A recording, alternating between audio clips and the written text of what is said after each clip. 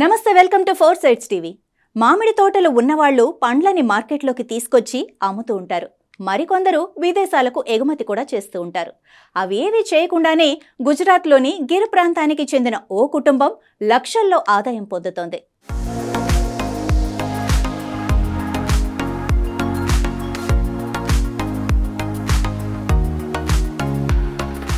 నూర్ అలీ వీర్ ఝారియా తనకున్న 15 ఎకరాల్లో మామిడి తోట వేశాడు.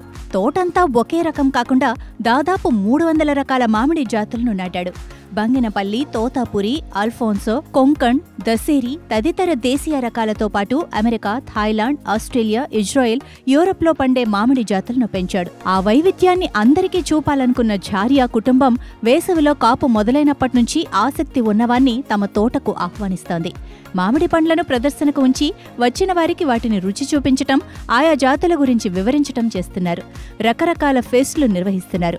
వాటికి ఎంట్రన్స్ టికెట్లు, అడిగిన వారికి పండ్లను అమ్మటం ద్వారా ఝారియా కుటుంబం మామిడి సీజన్లో దాదాపు 50 లక్షల రూపాయల ఆదాయం పొందుతోంది. సీజన్ చివర్లో మాత్రం మిగిలిన కాయల్ని ఊరంతా పంచి మామిడి పండుగను జరుపుతోంది.